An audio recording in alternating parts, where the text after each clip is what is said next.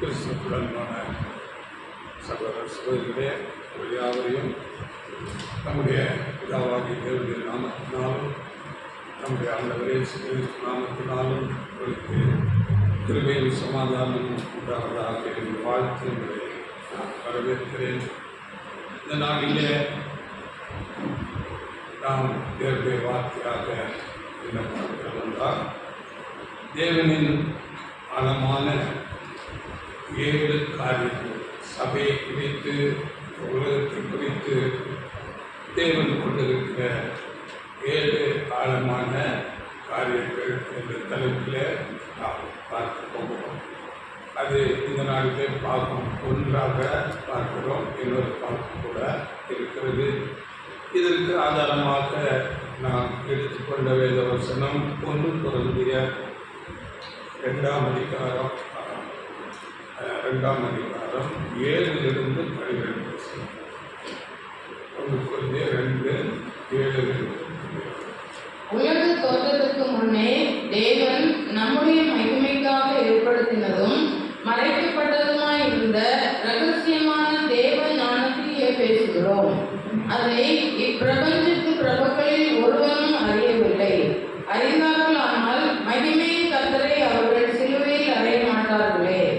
எழுதியிருக்கிறபடி தேவன் தாங்கள் அன்பு கூறுகிறவர்களுக்கு ஆயத்தம் பண்ணினவைகளை கண் காணவும் இல்லை, காது கேட்கவும் இல்லை, அவைகள் மனுஷனுடைய இருதயத்தில் தோன்றவும் இல்லை. நமக்கோ தேவன் அவைகளை தமது ஆவியினாலே வெளிப்படுத்தினார். அந்த ஆவியானவர் எல்லாவற்றையும் தேவனுடைய ஆழங்களையும் ஆராய்ந்திருக்கிறார். மனுஷனில் உள்ள ஆவியே அன்றி மனுஷரில் எவன் மனுஷருக்குரியவைகளை அறிவான்? அப்படி போல தேவனுடைய ஆவியை அன்றி ஒருவனும் தேவனுக்குரியவைகளை அறிய மாட்டான். நாங்களோ உலகத்தின் ஆவியை பெறாமல் தேவனால் எங்களுக்கு அருளப்பட்டவைகளை அறியும்படிக்கு தேவனிலிருந்து புறப்படுகிற ஆவியை பெற்றோம்.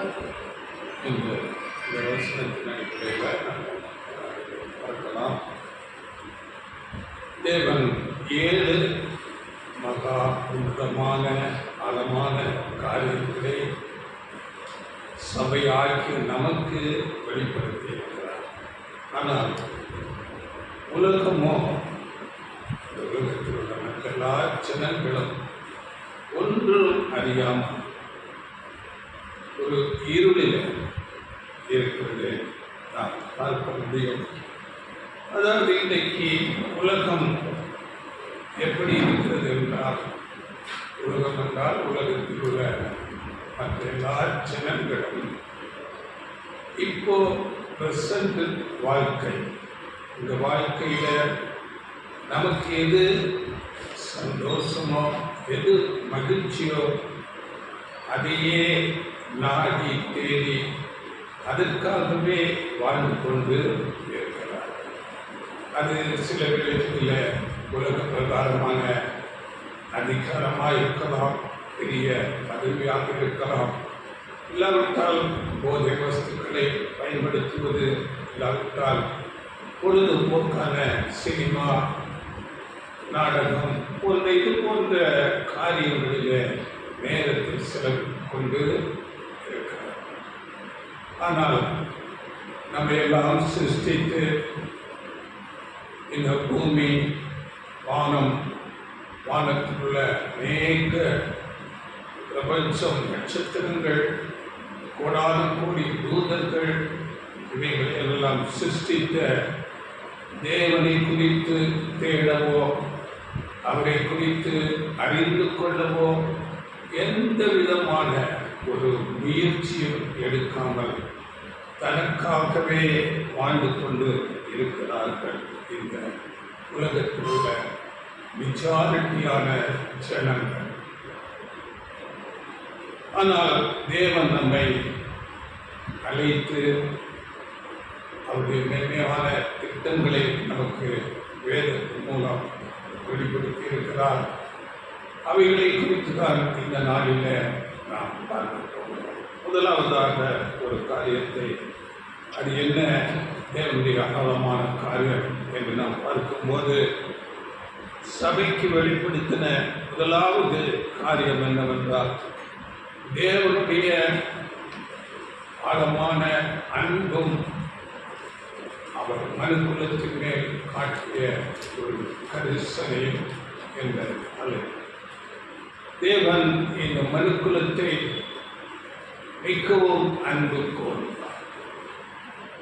இது சபை அறிந்து கொண்டிருக்கிறது, ஆனால் உலகம் அறியாமல் இருக்கிறது. அதான் நாம் படித்த இந்த 1 Corinthians 2 அதிகாரத்தில் முதல் 7ஆம் வசனம், உலக தோற்றத்திற்கு முன்னே தேவன் நம்முடைய மகிமைக்காக ஏற்படுத்தினதும் மறைக்கப்பட்டதுமாயிருந்த ரகசியமான தேவ ஞானத்தையே பேசுகிறோம். அதாவது இந்த வசனத்தில் நாம் படிக்கும்போது நம்முடைய மகிமைக்காக ஏற்படுத்தினதும் என்றால் சபையில் மகிமைக்காக, நம்முடைய மகிமைக்காக ஏற்படுத்தினதும் மறைக்கப்பட்டதுமாயிருந்த ரகசியமான தேவ ஞானம். இது ஒரு ரகசியம் என்று இங்கே அப்போஸ்தலர் பவுல் எழுதுகிறார். அப்படி மறைக்கப்பட்ட அந்த தேவ ஞானம் என்ன என்றால், தேவன் தம்முடைய அன்பினாலே அவர் சபையை மகிமைப்படுத்துகிறார். அது எப்படி என்று பார்க்கும்போது 3 காரியங்கள். முதலாவது, அவர் நம்மை தேவனுடைய பிள்ளை என்று அழைக்கிறார். தேவனுடைய பிள்ளைகள், அது வசனம் கூட யோவான் 1ஆம் அதிகாரம் 12ஆம் வசனத்தில் நாம் படிக்கிறோம். அவருடைய நாமத்தின் மேல் விசுவாசம் உள்ளவர்களாய் அவரை ஏற்றுக்கொண்டவர்கள் எத்தனை பேர்களோ அத்தனை பேர்களும் தேவனுடைய பிள்ளைகளாகும்படி அவர்களுக்கு அதிகாரம் கொடுத்தார்.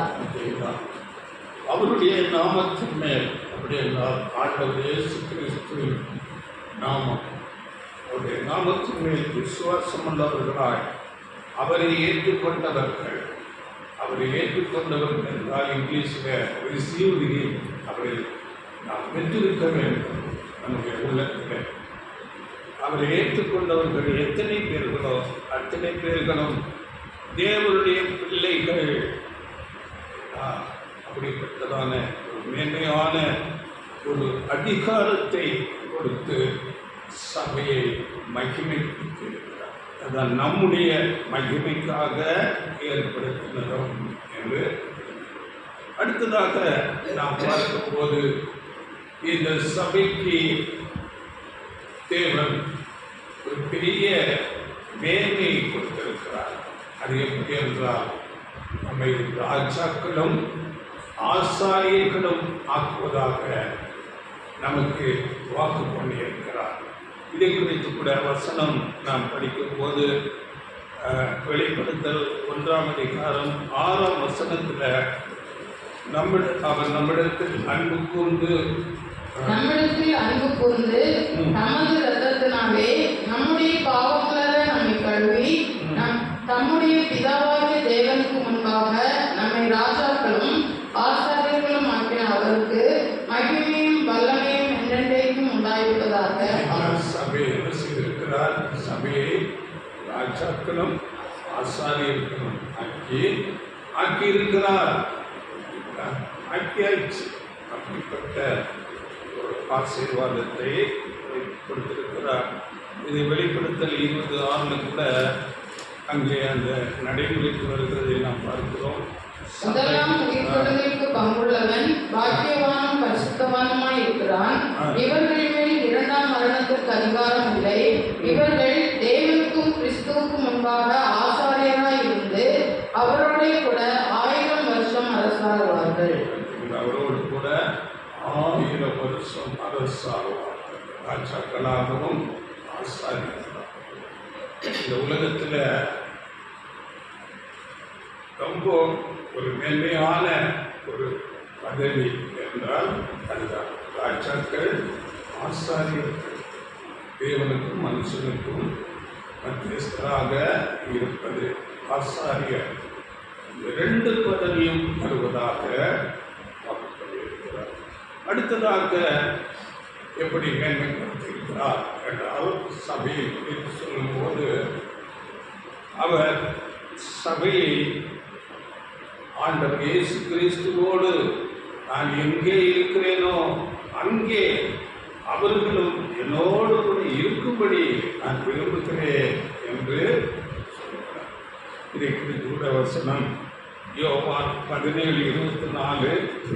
பிதாவே, உலக தோற்றத்துக்கு முன் நீர் என்னில் அன்பாயிருந்தபடியினால் நீர் எனக்கு தந்த என்னுடைய மகிமையை நீர் எனக்கு தந்தவர்கள் காணும்படியாக நான் எங்கே இருக்கிறேனோ அங்கே அவர்களும் என்னுடனே கூட இருக்க விரும்புகிறேன். எவ்வளவு பெரிய ஒரு ஆசீர்வாதம்! நான் எங்கே இருக்கிறேனோ அவர்களும் என்னோடு கூட இருக்கும்படி விரும்புகிறேன். உன்னுடனே கூட இருக்க அப்படிப்பட்ட ஒரு மேன்மையான ஆசீர்வாதத்தை சபைக்கு தந்திருக்கிறார். இதுதான் இங்கே நாம் 1ஆம் வசனத்தில் படிக்கும்போது தேவன் நம்முடைய மகிமைக்காக ஏற்படுத்தினதும் மறைக்கப்பட்டதுமாய் இருந்த ரகசியமான தேவன் தான். இந்த காரியங்கள் இன்றைக்கு மறைக்கப்பட்டு ரகசியமாக அநேகர் இதை உணர்ந்து கொள்ளாமல் இருக்கிறார்கள். யோவான் 3ஆம் அதிகாரம் 1-2 வசனங்களில் கூட நாம் இப்பொழுது தேவனுடைய பிள்ளைகளாக இருக்கிறோம், இனி எவ்விதமாய் இருப்போம் என்று பார்க்கும்போது அங்கே சொல்லப்பட்டிருக்கிற 2ஆம் வசனம், பிரியமானவர்களே, இப்பொழுது தேவனுடைய பிள்ளைகளாய் இருக்கிறோம், இனி எவ்விதமாய் இருப்போம் என்று இன்னும் வெளிப்படவில்லை. ஆகிலும் அவர் வெளிப்படும் போது அவர் இருக்கிற வண்ணமாகவே நாம் அவரை தரிசிப்பதினால் அவருக்கு ஒப்பாயிருப்போம் என்று அறிந்திருக்கிறோம். அவர் இருக்கிற வண்ணமாகவே எப்படிப்பட்ட ஒரு மேன்மைக்கு சபை கொண்டு போகிறார். ஆண்டவர் இயேசுவை போல அவர் வெளிப்படும் போது அவர் இருக்கிற வண்ணமாகவே நாம் அவரை தரிசிப்பதினால் அவருக்கு ஒப்பாயிருப்போம் என்று அறிந்திருக்கிறோம். இப்படிதானே பார்த்தீங்களா? அப்போ ஆண்டவர் இயேசு பூமியில மனுஷனாக இருந்தார். அதன் பிறகு சிலுவையில் நமக்காக ஜீவனை கொடுத்தார். அதன் பிறகு மரித்து உயிர் தெழுந்த பிறகு அவர் எப்படி ஆயிட்டார்? ஒரு காற்று போல பூட்டியிருந்த அறையிலுள்ள அவர் உள்ளே வருகிறார். அப்படிப்பட்ட ஒரு நிலைமைக்கு ஒரு ஆவியின் சரீரத்துக்கு அவர் மாறிவிட்டார். அவரை ஒவ்வொருத்தர் பார்க்கும் போது ஒவ்வொரு விதமாக நினைத்துக் கொள்ளுகிறார்கள். தோட்டக்காரர் என்று நினைத்தார்கள், ஏதோ வழிபோக்கர் என்று நினைத்தார்கள். இவ்விதமாக அவருடைய தோற்றம் வேறு வேறு விதமாக இருந்தது. அதன் பிறகு அப்போஸ்தலர் பவுலுக்கு அங்கே தம்மை குறித்து காட்சி கொடுத்து வெளிப்படுத்தும் போது அவருடைய மகிமை பிரகாசம் சூரிய வெளிச்சம் போல அங்கே இருந்தது என்று அவர் சாட்சி. அந்த பிரகாசத்தை பார்த்து அவருடைய கண்கள் குருடாகி போச்சு. அவ்வளவு மேலாக போயிருந்தார். அப்படி என்றால் சபைக்கு அப்படிப்பட்டதான ஒரு மேன்மை அடிப்படையாக தேவன் பார்த்து கொண்டிருக்கிறார். அப்போஸ்தலர் பவுல் அந்த காட்சியை குறித்து சொல்லும் போது 3 இடங்களிலே அந்த காட்சியை குறித்து பேசுகிறார். அப்போஸ்தலர் 9ஆம் அதிகாரத்திலே சொல்லுகிறார். அப்படியே அப்போஸ்தலர் 22ஆம் அதிகாரம் 1-இருந்து 21 வசனங்களிலே சொல்லுகிறார். அப்படியே அப்போஸ்தலர் 26ஆம் அதிகாரம் 9ஆம் வசனத்திலிருந்து நாம் படிக்கும்போது அங்கே அவர் அவருடைய காட்சியை குறித்து சொல்லும்போது 13, 14, 15 மட்டும் படிக்கும். 13 26. மத்தியான வேளையிலே, ராஜாவே, நான் வழியிலே சூரியனுடைய பிரகாசத்திலும் அதிகமான ஒளி வானத்திலிருந்து என்னையும் என்னுடனே கூட பிரயாணம் பண்ணினவர்களையும் சுற்றி பிரகாசிக்க கண்டேன். நாங்கள் எல்லாரும் தரையிலே விழுந்தபோது, சவுலே சவுலே, நீ ஏன் என்னை துன்பப்படுத்துகிறாய்? முள்ளில் உடைக்கிறது உனக்கு கடினமாம் என்று எபிரேய பாஷையிலே என்னுடனே சொல்லுகிற ஒரு சத்தத்தை கேட்டேன். அப்பொழுது நான், ஆண்டவரே, நீர் யார் என்றேன். அதற்கு அவர், நீ துன்பப்படுத்துகிற இயேசு நானே. அங்கே சொல்லும்போது அந்த காட்சி எப்படி இருக்கிறது? சூரிய பிரகாசத்துக்கு அதிகமான ஒளி என்னை சுற்றி பிரகாசம், கண்கள் கூட அப்படிப்பட்ட ஒரு மேன்மைக்கு ஆண்டவர் இயேசு கிறிஸ்து அப்படியாக சபை அந்த மேன்மைக்கு அழைக்கப்பட்டிருக்கிறது.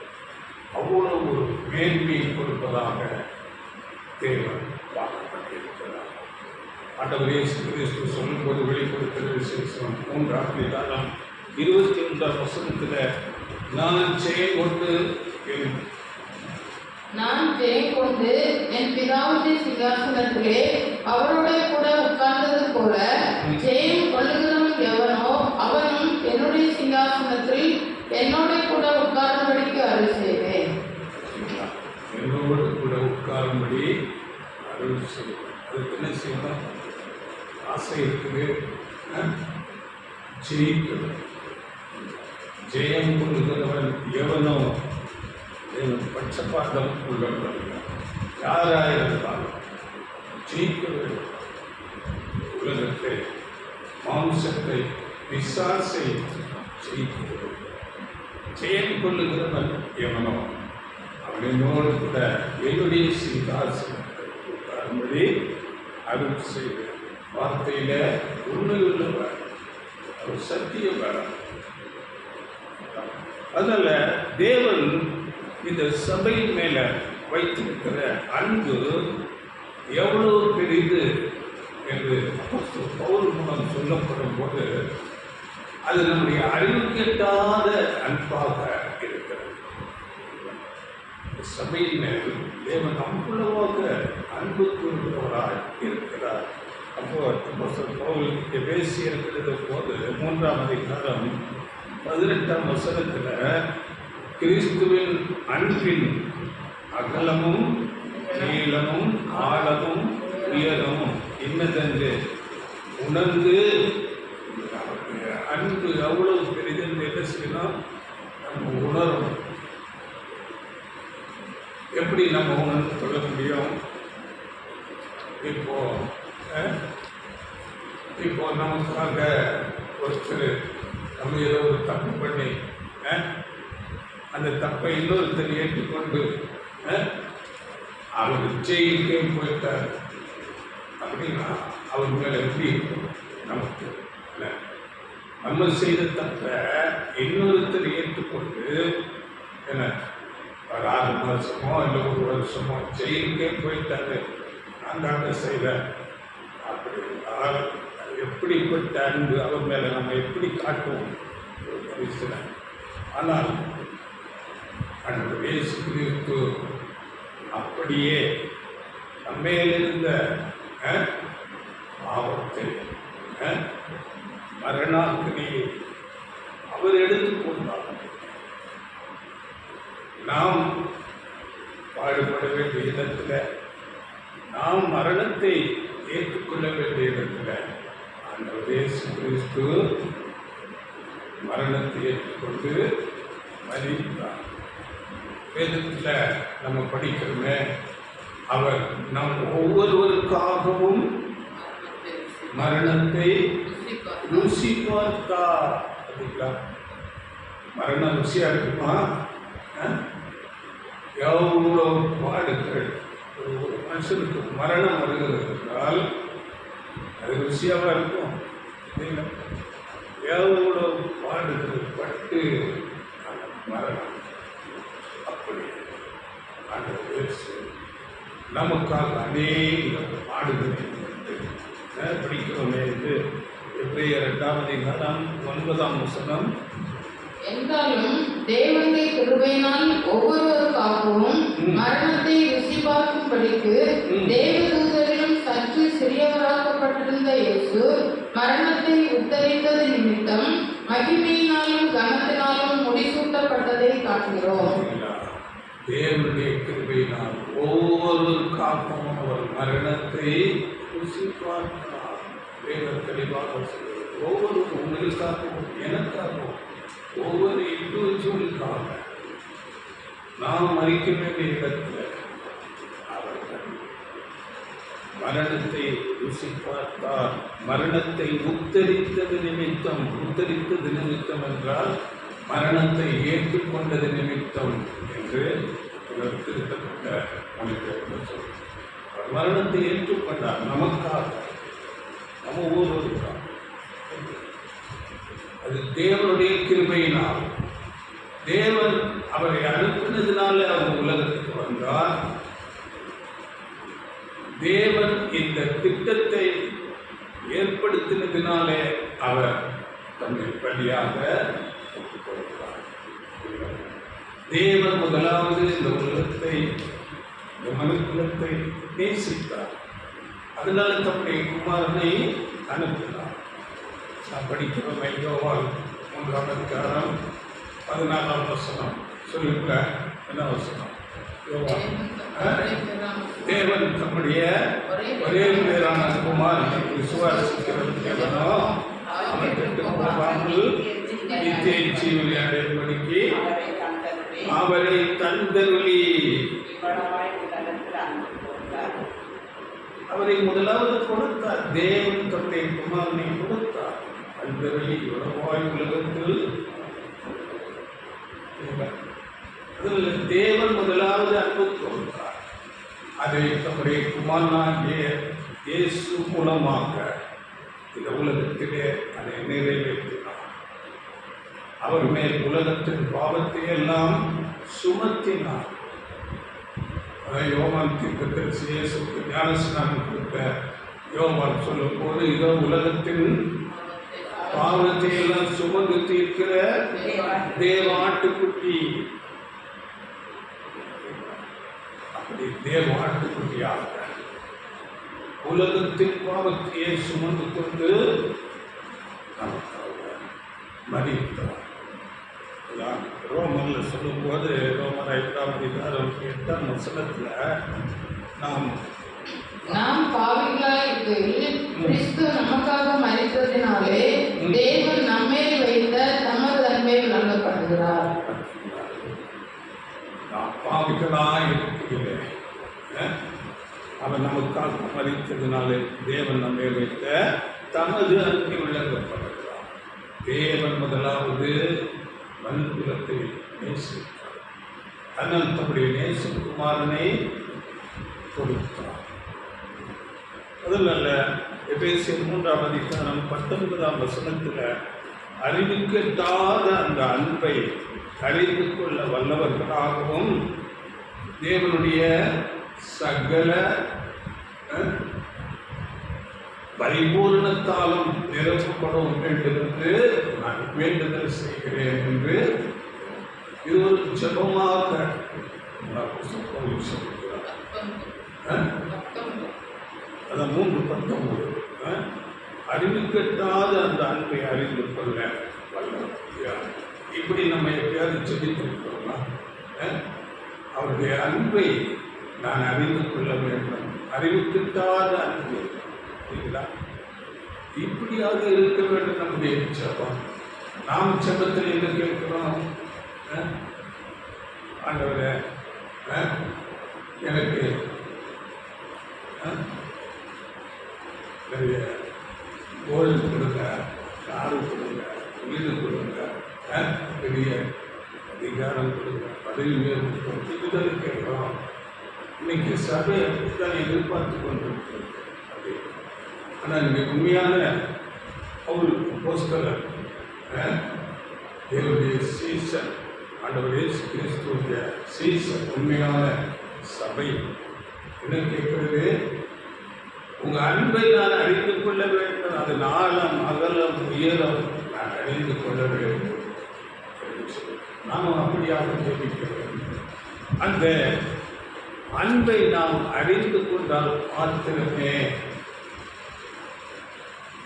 நாம் அவருக்கு பிரியமாக ஜீவிக்க முடியும். இந்த உலக பிரகாரமான அநேக தீமையான காரியங்களுக்கு நாம் விலகுவோம். அந்த மேன்மையான அன்பை நாம் ருசித்தால் மாத்திரமே அது முடியும். நாம் அவருடைய சுபாவத்துக்கு ஒப்பாக நாம் மாற வேண்டும் என்ற ஒரு சிந்தை நமக்கு வரும். அப்போ நாம் அவருடைய அன்பின் ஆழம் அகலம் அறிய வேண்டும். எப்படிப்பட்ட அன்பினாலே நம்முடைய தேசகுமாரனை தேவன் கொடுத்தார். அவர் இந்த உலகத்திலே வந்து தம்முடைய ஜீவனையே கொடுத்தார். நாம் பாவிகளாய் இருக்கிறீர்கள், கிறிஸ்து நம்முடைய ஜீவனை ரோமன் 5ஆம் அதிகாரத்தில் பார்க்கும்போது, நல்லவனுக்காக ஒருவன் ஒருவேளை மரிக்க துணிவான், ஆனால் நாம் பாவிகளாய் இருக்கும் போதே, அப்படி அங்கே வசனம் சொல்லுகிறது. அதனால அப்படிப்பட்ட அன்பை நாம் அறிந்து அவருக்கு பிரியமாக நாம் ஜீவிக்க வேண்டும். அதனால ரோமர் 8ஆம் அதிகாரம் 36, 37 அவருடைய அன்பை அறிந்து கொண்டால் இந்த உலகத்திலே எப்படிப்பட்ட உபத்திரவங்கள் துன்பங்கள் வந்தாலும் அது நம்ம ஒன்றுமே செய்யாது. அதாவது சொல்லுவாங்க, அதாவது துணிந்தவனுக்கு தூக்குமேனே பஞ்சுமே தெரியுமா, அதுதான். அதாவது தேவன் நம்மோடு இருக்கிறார். அப்படிப்பட்ட அன்பு நம்மை காட்டியிருக்கிறார் என்று சொல்லும் போது அந்த வசனம் படிங்கள். ரோமர் 8:36 கிறிஸ்துவின் அன்பை விட்டு நம்மை பிரிப்பவன் யார்? உபத்திரவமோ, வியாகுலமோ, துன்பமோ, பசியோ, நிர்வாணமோ, நாசமோசமோ, பட்டயமோ, இவை எல்லாவற்றிலேயும் நாம் நம்மளை அன்பு கொள்கிறவராலே முற்றும் ஜெயம் கொள்கிறவர்களாய் இருக்கிறோமே. எல்லாவற்றிலேயும் நாம் நம்மில் அன்பு கொள்கிறார்களே முற்றிலும் ஜெயம் கொள்ளுகிறவர்களாய் இருக்கிறோம். உபத்திரம், வியாகுலம், துன்பம், நிர்வாணம், நாசமோசம், பட்டயம், இவை எதுவும் நம்மை அனுபவித்து அப்போஸ்தலர்கள் பரிசுத்தவான்கள் உண்மையான திருச்சபை அப்படித்தான் அவருடைய அன்பை ருசித்து அவருக்காக அநேக நாடுகளின் வழியாக தங்களை எப்படி மரணத்துக்கு அவருக்காக ஒப்புக் கொடுக்கலாம் என்று அவர்கள் முன்னே நின்றார்கள். மரிப்பதற்கு, ஜீவனை கொடுப்பதற்கு. ஆதிகால சபைகளை நாம் பார்க்கும்போது 1ஆம் நூற்றாண்டு 2ஆம் நூற்றாண்டுகளெல்லாம் சபை மிகுந்த உபத்திரவத்துக்குள்ளாக போவது. கிறிஸ்தவர்களை தலை பிடித்து அவர்களை கொண்டு வந்து சிறைச்சாலைகளை போட்டு பயங்கரமான, அதாவது துஷ்ட மிருகங்களுக்கு போடுவது, அவர்களை கம்பத்தினை கட்டி வைத்து உயிரோடை கொடுக்குவது, அநேக விதமான சித்திரவதை பாடுகளுக்காக தான் இங்கே அப்போஸ்தலன் பவுல் சொல்லுகிறார்.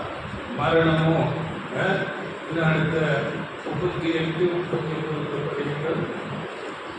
மரணமானாலும் ஜீவனானாலும் தேவதூதர்கள் ஆனாலும் அதிகாரங்கள் ஆனாலும் வல்லமைகள் ஆனாலும் நிகழ் காரியங்கள் ஆனாலும் வரும் காரியங்கள் ஆனாலும் உயர்வானாலும் தாழ்வானாலும் வேறு எந்த சிருஷ்டி ஆனாலும் நம்முடைய கர்த்தராகிய இயேசு கிறிஸ்துவில் உள்ள தேவனுடைய அன்பை விட்டு நம்மை பிரிக்க மாட்டாது என்று நிச்சயித்திருக்கிறேன். எதுவும் நம்மை மரணமானால் எந்த விதமான அதிகாரத்துக்கும் அன்பை விட்டு நம்மை பிரிக்கும் சக்தி கிடையாது. அதனால நாம் அப்படிப்பட்ட அன்பை உணர்ந்து கொள்ள வேண்டும்.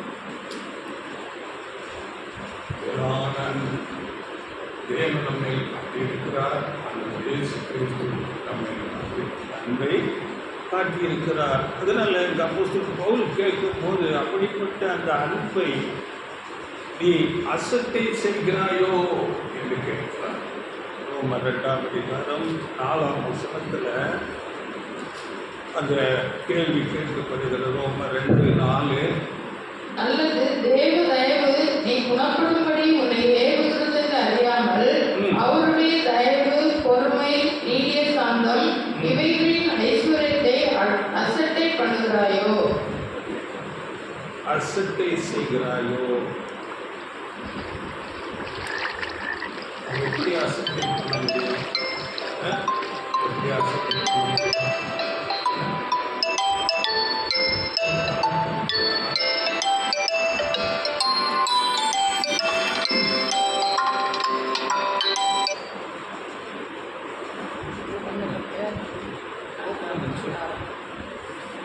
அலாரம் நாம் எப்படி அந்த அன்பை அசட்டை பண்ண முடியும்? அவருடைய பிரமாணங்களை மீறுவதுதான் நாம் அசட்டை. ஓய்வு நாள் கட்டளை கொடுக்கப்பட்டது, அதை மீறினால் நாம் அசட்டை. வார்த்தைகள், சத்தியங்கள், அநேக போதனைகள் கொடுக்கப்படுகிறது. அவைகளை மீறும்போது நாம் அசட்டை. ஆண்டவர் இயேசு சொல்லும் போது யோவான் 14ஆம் அதிகாரம் 21ஆம் வசனத்தில், என்னில் அன்பு கூறுகிறவன் என் கற்பனைகளை கைக்கொள்கிறான் அப்படிங்கிற வசனம். யோவான் 14:21. என் கற்பனைகளை பெற்றுக்கொண்டு அவைகளை கைக்கொள்கிறவனே என்னிடத்தில் அன்பாயிருக்கிறான். என்னிடத்தில் அன்பாயிருக்கிறவன் என் பிதாவுக்கு அன்பாயிருப்பான். நானும் அவனில் அன்பாயிருந்து அவனுக்கு என்னை வெளிப்படுத்துவேன் என்றார். இப்போ நம்ம அசட்டை பண்ணல, அவரை நேசிக்கிறோம் என்றார். அவருடைய கற்பனைகளை நாம் கைக்கொள்வது. அது 15ஆம் அதிகாரம் யோவான் 15:10, நான் என் பிதாவின் கற்பனைகளை கைக்கொண்டு அவருடைய அன்பிலே நிலைத்திருக்கிறது போல நீங்களும் என் கற்பனைகளை கைக்கொண்டிருந்தால் என்னுடைய அன்பிலே நிலைத்திருக்கிறீர்கள்.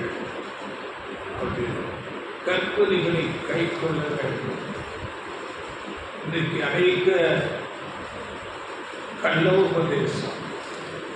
ஆண்டவர் இயேசு கிறிஸ்துவை விசுவாசித்தால் போதும், நீங்கள் ரட்சிக்கப்படும். விசுவாசித்தால் போதும் இருக்கிறார். அவர்கள் நிலைத்திருக்க வேண்டும் என்றால் அவருடைய கற்பனைகளை கைக்கொள்ள வேண்டும். இந்த உபதேசங்களை குறித்து நாம் ரொம்ப ஜாக்கிரதையாக. இயேசு கிறிஸ்துவை விசுவாசி, அப்போது நீயும் வீட்டாரும் செய்யப்படும் வசனம் இருக்குது. விசுவாசித்தால் மாத்திரம் போதாது. பிலிப்பியர் எழுதும் போது அவரை குறித்து அவரை நாம் விசுவாசிப்பதற்கு மாத்திரமல்ல, அவர் நிமித்தம் பாடுபடவும் அருளப்பட்டிருக்கிறது என்று சொல்லுங்கள்.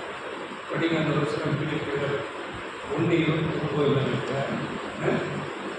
ஏனெனில் கிறிஸ்துவத்தில் விசுவாசிக்கிறதற்கு மாத்திரமல்ல, அவர் நிமித்தமாக பாடுபடுகிறதற்கும் உங்களுக்கு அருளப்பட்டிருக்கிறது. அவர் நிமித்தம் பாடுபடவும் அருளப்பட்டிருக்கிறது. அது ஒரு அருள், தேவனுடைய ஒரு பெரிய கிஃப்ட். அவருக்காக பாடுகிறார். அவருடைய நாமத்துக்காக பாடுகள் கட்டமென்றால் அது பெரிய ஆசீர்வாதம். பல்லவத்தில் நாம் பொக்கிஷங்களை சேர்த்து வைப்பது போல. ஆமாம், அது அருள் நமக்கு கொடுக்கப்பட்டிருக்கிறது. அதனால இன்றைக்கு அவருடைய கற்பனைகள் என்ன என்று நாம் பார்க்கும்போது, பழைய ஏற்பாட்டில் 600க்கும் அதிகமான பிரமாணங்கள் கொடுக்கப்பட்டது. அந்த எல்லா பிரமாணங்களுக்கும் ஆண்டவர் இயேசு இரண்டாக கொடுத்து விட்டார். அது எப்படி தெரியுமா? 2 கற்பனைகள். ஒன்று, உன் தேவனாகிய கர்த்தரிடத்தில் முழு மனதோடும், முழு ஆத்மாவோடும், முழு பலத்தோடும் அன்பு. இரண்டாவது கற்பனை, அதற்கு ஒப்பாய் இருக்கிற உன்னிடத்தில் நீ அன்பு கூறுவது போல. ரெண்டு கற்பனை. வேதம் முழுக்க நாம் பார்க்கும்போது அன்பு அன்பு எல்லாரிடத்திலும் அன்பு காட்ட வேதம். சத்துருக்களையும் சிநேகித்து சபிக்கிறவர்களையும் ஆசீர்வதிக்க வேண்டிய நேரத்தில் சபையாக வேதம் அன்பை போதிக்கிறது. தேவனிடத்திலே முதலாவது முழு மனம், முழு பலம், முழு ஆத்மாவும். அப்படி என்றால் எல்லாவற்றுக்கும் முதன்மை சுப்ரீம் லவ் என்று வேதம். இதை குறித்து நம்ம இந்த கற்பனைகளை குறித்து எடுத்திருக்கிறோம். அது சுப்ரீம் லவ். அப்படிப்பட்ட அன்பு தேவனுக்கு சொல்லலாம். ஆண்டவர் இயேசு கிறிஸ்துவுக்கு அதற்கு எல்லா ஜீவராசிகளும், மனுஷர்களுக்கு எல்லா ஜீவராசிகளையும் நாம் நேசிக்கிறோம். எல்லா தேவனுடைய சிருஷ்டிப்புகள் தேவன் அன்பாகவே இருக்கிறார் என்று வேதம் சொல்கிறார். அன்பில்லாதவன் தேவனை அறியான். அன்பு, இந்த குணத்தை நம்ம வளர்த்துக் கொள்ள வேண்டும். அதனால அதில் 8ஆம் வசனத்தில் நம்ம படிக்கும் போது, அதாவது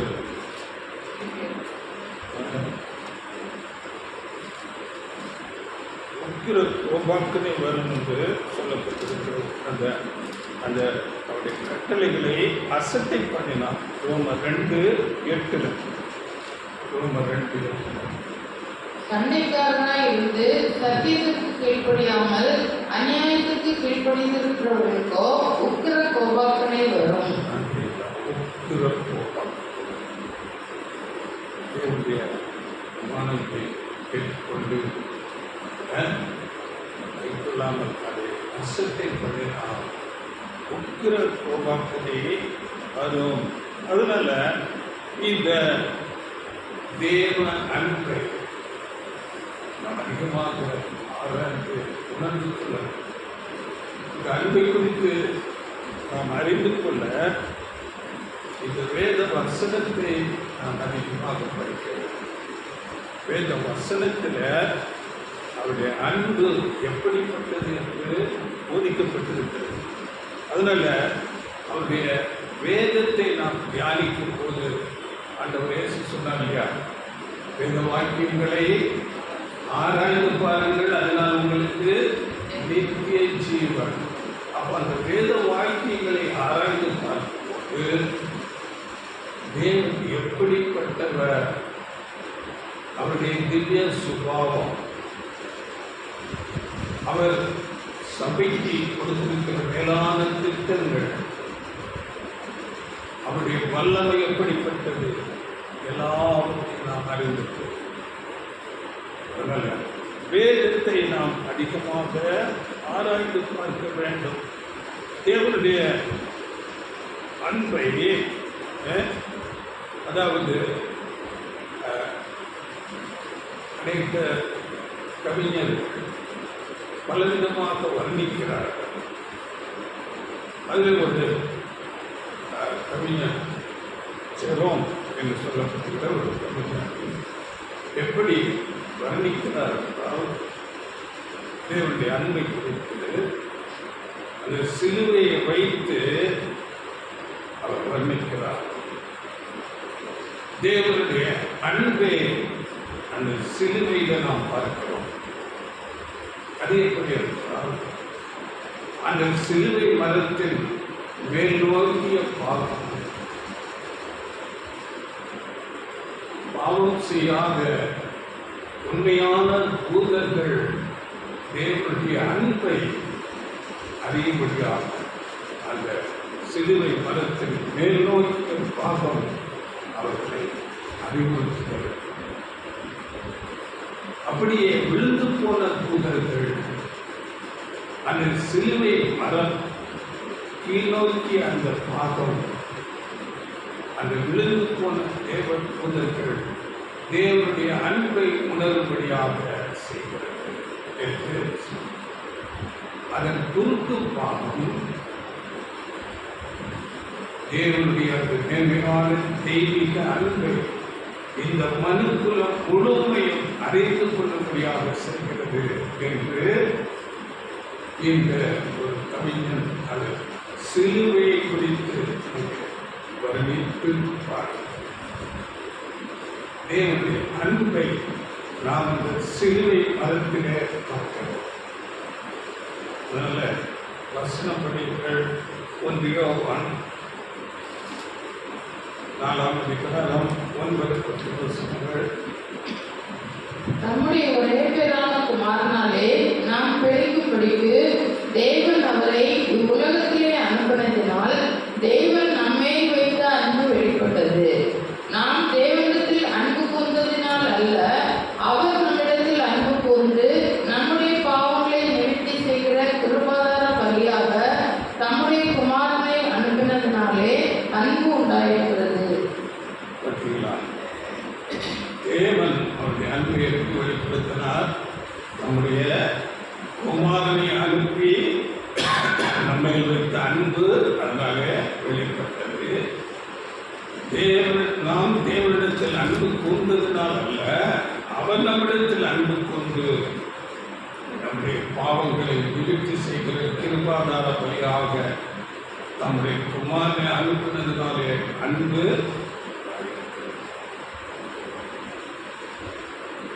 நாம் தேவனுடைய அன்பை சிலுவையிலே பார்க்கிறோம். நாம் அறிந்திருக்கிறோம், ஏசாயா தீர்க்கதரிசனமாக இயேசுவின் மரணத்தை குறித்து எழுதும்போது நாம் எல்லாரும் ஆண்களைப் போல வழி தப்பி தன் வழியிலே போனோம். கர்த்தரோ நம்ம எல்லாருடைய அக்கிரமத்தையும் அவர் மேல் விடும். நம் மனம் போல சுற்றி கொண்டிருந்தோம், நம் மனம் போல. ஆனால் கர்த்தரோ எல்லாருடைய அக்கிரமத்தையும் முந்தின வசனம் படிக்கும் போது 5ஆம் வசனம் 53. நம்முடைய மீறுதலின் நிமித்தம் அவர் காயப்பட்டு நம்முடைய அக்கிரமங்களின் நிமித்தம் அவர் நொறுக்கப்பட்டார். நமக்கு சமாதானத்தை உண்டு பண்ணும் ஆக்கினை அவர் மேல் வந்தது. அவருடைய தழும்புகளால் குணமாகிறோம். நம்முடைய மீறுதல்களுக்காக அவருக்கு காயம், நம்முடைய அக்கிரமங்களின் நிமித்தம் அவருக்கு நொறுக்கம்,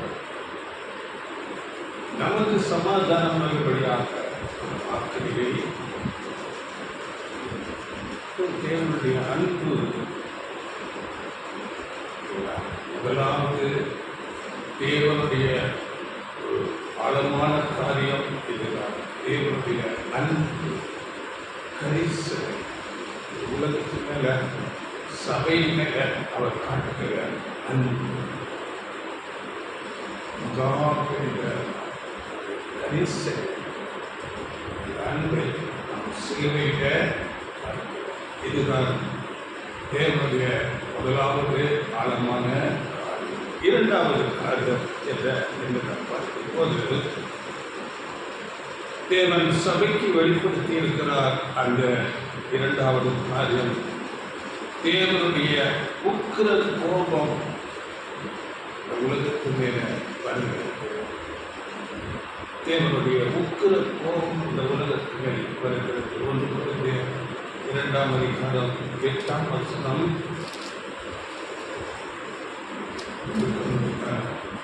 அதை இப்பிரபஞ்சத்து பிரபுக்களில் ஒருவனும் அறியவில்லை. அறிந்தார்களானால் மகிமையின் கர்த்தரை அவர்கள் சிலுவையில் அறைய மாட்டார்களே.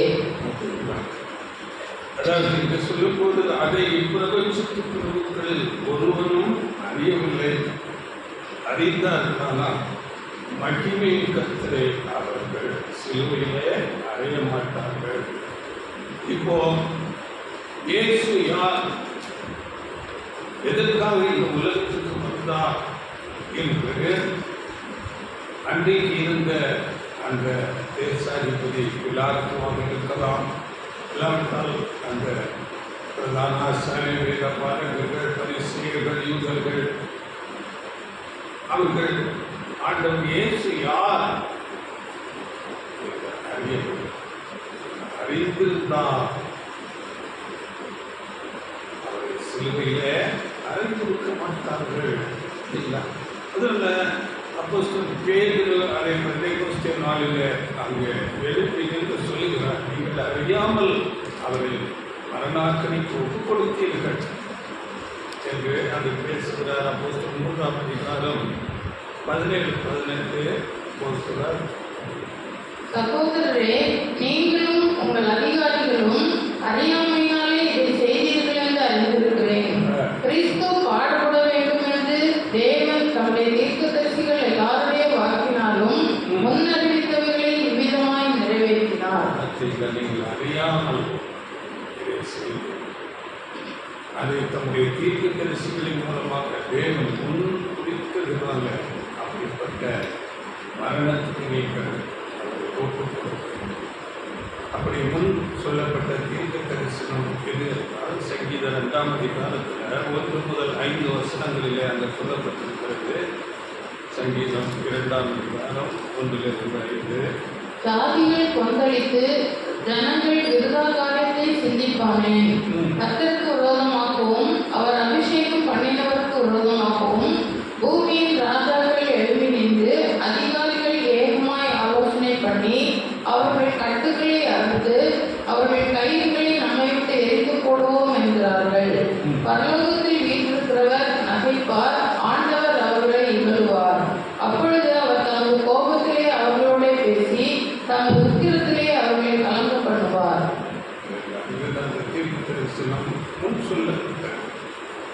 அந்த தேவனுடைய தீர்மானத்தின்படியே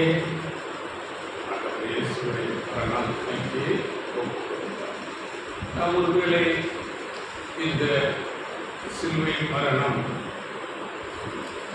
அங்கே ஏற்படாது இருந்திருந்தால் நாம் கற்பனையாக நினைத்துக் கொள்வோம். ஆண்டவர் இயேசுவை பற்றி அவர்கள் எல்லாரும் வேத பாரகர்கள், பரிசேயர்கள், பிரதான ஆசாரியர்கள், அந்த யூத மக்கள் எல்லாரும் அறிந்திருந்தார் இவர்தான் மேசியா, நம்முடைய வேதத்திலே சொல்லப்பட்ட நாம் எதிர்பார்த்து காத்திருக்கிற மேசியா இவர்தான் என்று அறிந்திருந்தால் அவர்கள் ஆட்டத்தின் சிலுவைக்கே ஒப்புக் கொடுத்திருக்க மாட்டார். அவர்கள் அன்றைக்கு சொன்னார்கள், இவருடைய இரத்தப்படி எங்கள் மேலும் எங்கள் பிள்ளைகள் மேலும் வரட்டும் என்று அவரை மரணாக்கணிக்கு ஒப்புக் கொடுத்தார்கள். அதனால் அந்த தேசம் பெரிய அழிவுகளாக போய்விட்டது. அப்போஸ்தலர்கள் அன்றைக்கு பிரசங்கித்தார்கள். இந்த சத்தியத்தை தீர்க்கதரிசிகள் மூலம் சொல்லப்பட்ட மேசியா இவர்தான், அவர் தேவன் நியமித்ததுபடி அங்கே இப்படியாக அறித்தார் என்று சொல்லும் போது அநேக தங்கள் இருதயத்தில் குத்தப்பட்டு அவரை ஏற்றுக்கொண்டார்கள். ஆனால் அநேக ஏற்றுக்கொள்ளாமல் கடினங்களை இருந்தார்கள். அந்த தேசம் பெரிய அழிவுக்குள்ளாக போயிருக்கிறது. அந்த தேசமே அங்கு சிதறடிக்கப்பட்டது, சுத்தரிக்கப்பட்டது, அநேக கொல்லப்பட்டார். அந்த பாதிப்பு இன்றைக்கு வரையில் இருக்கிறது. அவர்களுக்கு அந்த இஸ்ரேல் ஜனங்கள் அந்த பாதிப்பு இன்றைக்கும் இருக்கிறது. அப்படியே கவனிங்கள், அப்படியே இந்த உலகத்து மேல சபை இன்றைக்கு போதிக்கிறது. அவருடைய அன்பை ஏற்றுக்கொள்ளுங்கள் என்று சபை போதிக்கிறது. பெரிய நியாயத்திற்கு வருகிறது என்று எச்சரிக்கிறது. ஆனால் அநேகர் ஏற்றுக்கொள்வது உதாசீனம் செய்கிறார்.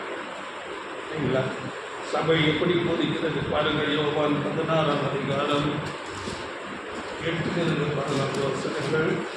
16 ம்.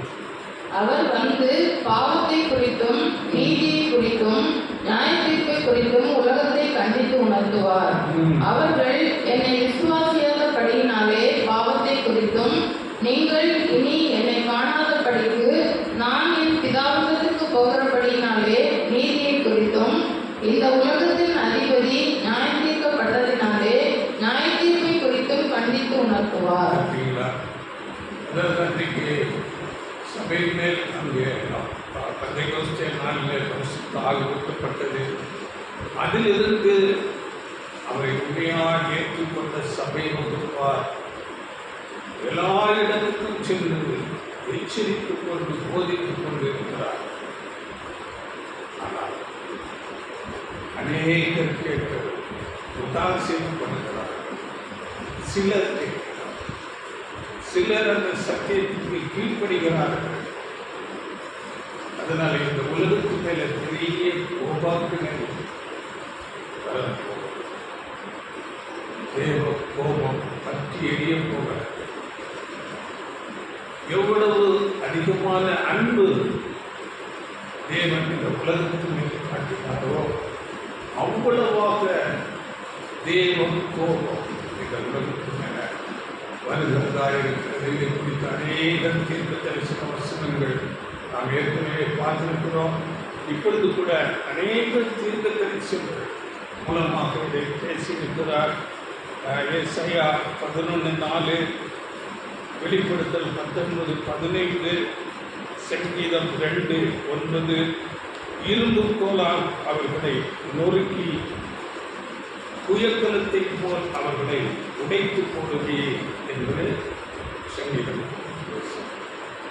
ஏசாயா 34:1-2, ஏசாயா 24ஆம் அதிகாரம், எசேக்கியேல் 7:15-16, ஆண்டவர் இயேசு கிறிஸ்து சொல்லுகிறார் மத்தேயு 24:36.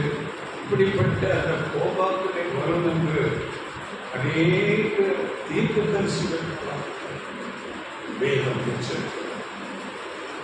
அன்றைக்கு எப்படி அந்த யூத ஜனங்கள் மேல் அவர்கள் ஏற்றுக்கொள்ளாத போது தேவ கோபாக்கினை அவர்கள் மேல் வந்ததோ அப்படியே இந்த உலகத்தின் மேல தேவ கோபாக்கினை வருகிறார்கள். ஒரே வசனம் மாற்றப்படி ஏசாயா 63ஆம் அதிகாரம் 4-6 வசனங்கள்.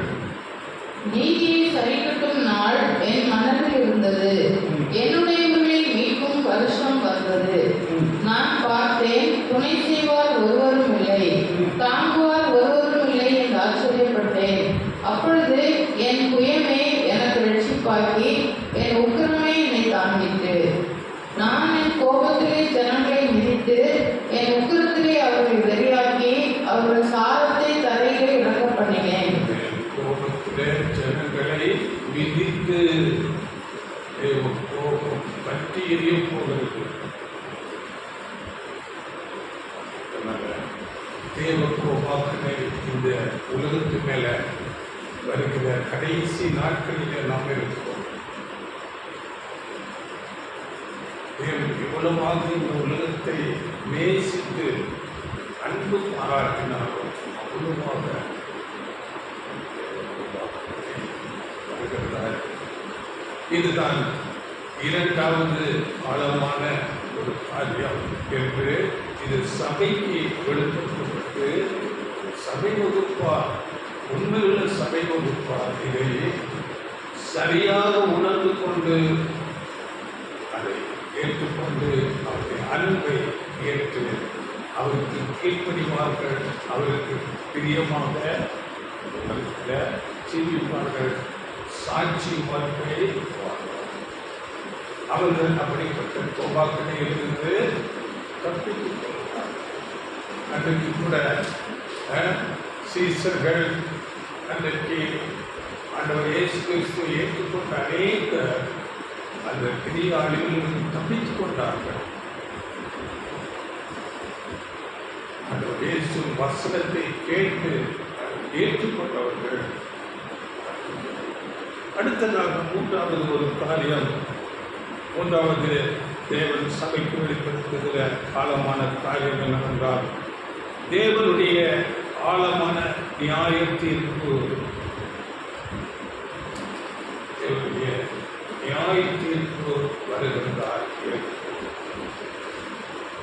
நாம் தேவன் கொடுக்கிற ஆசீர்வாதத்துக்குள் போக வேண்டும் என்றால் எல்லாரும் அந்த நியாய தீர்ப்பின் வழியாகத்தான் போகும்.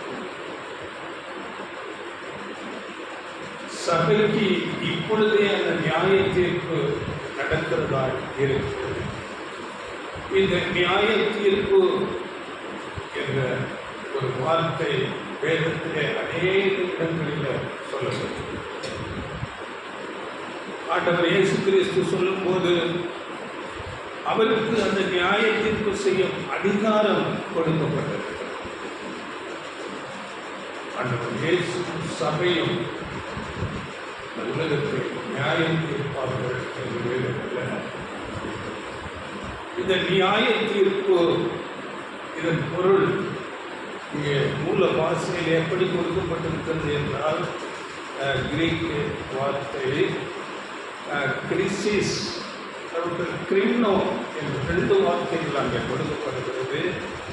அதனுடைய பொருள் என்னவென்றால் நிதானித்து அறிதல். நிதானித்து அதே எப்படி என்றால் நாம் அறிந்திருக்கிறோம், மாடு வாங்கும் போது அதன் பல்லை பிடித்து பார்ப்பார்கள், அதனுடைய வயதை அறியும்படியாகும். அப்படி நிதானித்து அறிவு. அப்படியே தங்கத்தை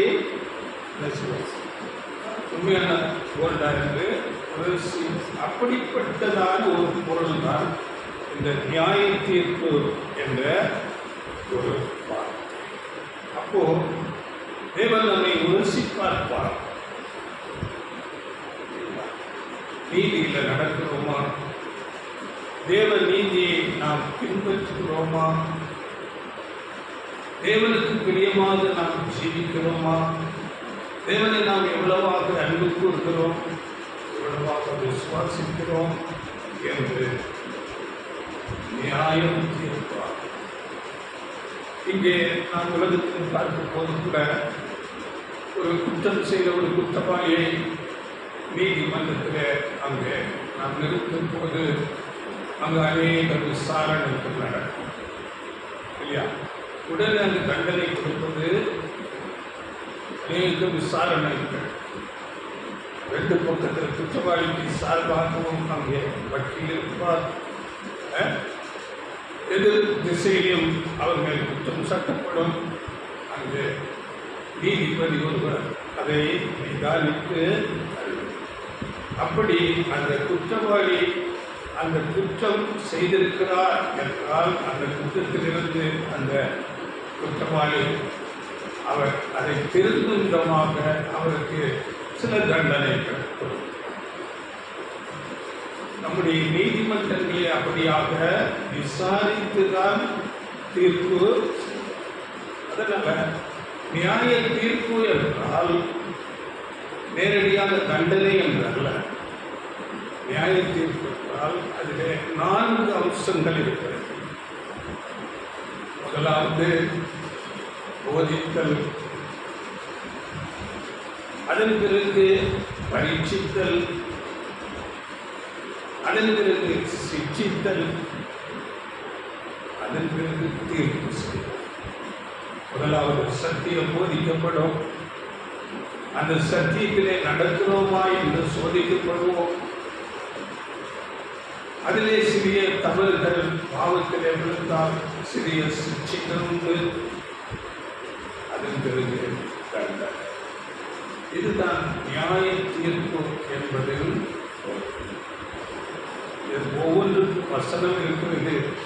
முதலாவது நாம் பார்க்கும் போது போதித்தல், இல்லாவிட்டால் கற்பித்தல் என்று வரும்போது வேதத்திலே சங்கீதங்களின் புஸ்தகத்தில் சொல்லப்பட்டிருக்கிறது. சங்கீதம் 25:9 நீங்கள் வீட்டில் படித்துக் கொள்ளுங்கள். சங்கீதம் 25:9, சங்கீதம் 119, 108 இவைகள் எல்லாம் வேதம், சத்தியம், தேவ நீதி இன்னதென்று போதிக்கிற வசனங்கள். அடுத்ததாக சோதித்தல். அந்த போதித்ததின்படி நாம் நடக்கிறோமா என்று சோதிக்கப்படுவோம். சங்கீதம் 26ஆம் அதிகாரம் 1-2 வசனங்கள். சங்கீதம் 139 23-24 வசனங்கள் நம்மை சோதிக்கிறதை குறித்து பேசுகிறது. அடுத்ததாக மூன்றாவது பார்க்கும்போது சிட்சித்தல்.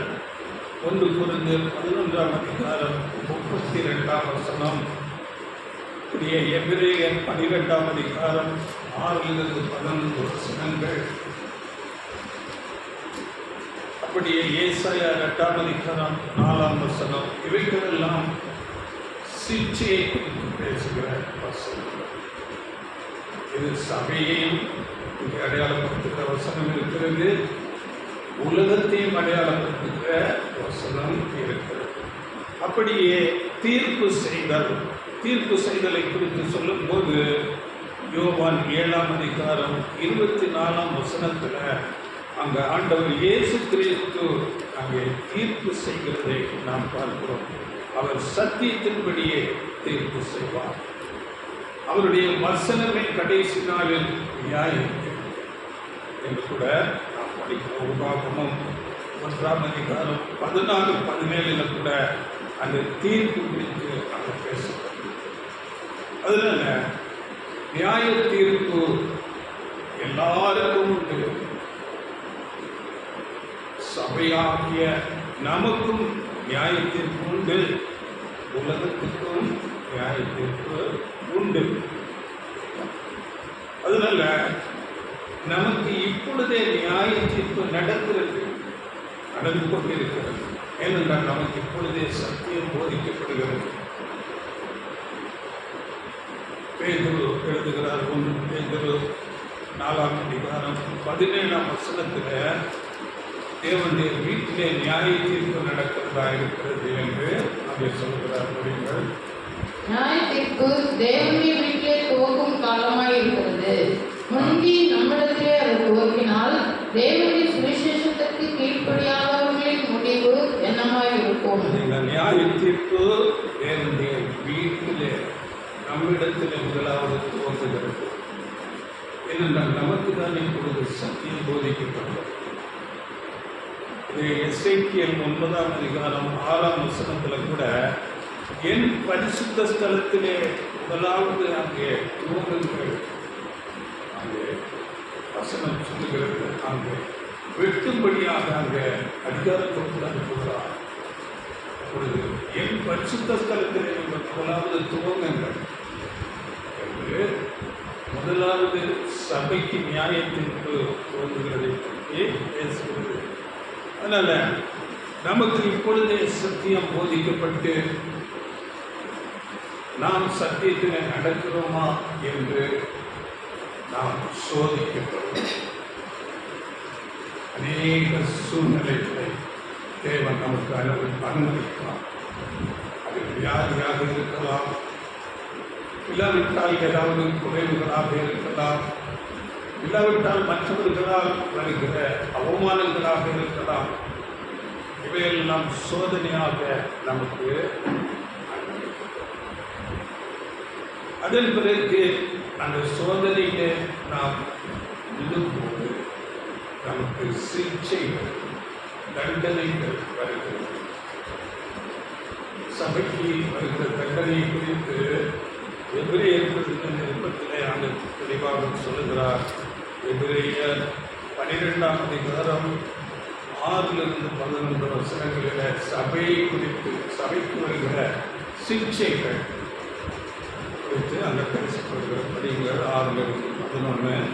கர்த்தர் எவனிடத்தில் அன்பு கூறுகிறாரோ அவனை அவர் சிட்சித்து தாம் சேர்த்துக் கொள்கிற எந்த மகனையும் தண்டிக்கிறார் என்று பிள்ளைகளுக்கு சொல்லுகிறது போல உங்களுக்கு சொல்லியிருக்கிற புத்திமதியை மறந்தீர்கள்.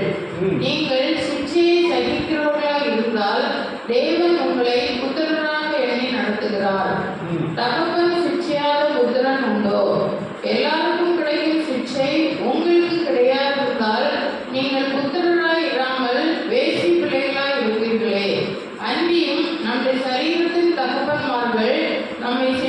போது அவர்களுக்கு நாம் அஞ்சி நடந்திருக்க நாம் பிழைக்கத்தக்கதாக ஆவிகளின் பிதாவுக்கு வெகு அதிகமாய் அடங்கி நடக்க வேண்டும் அல்லவா?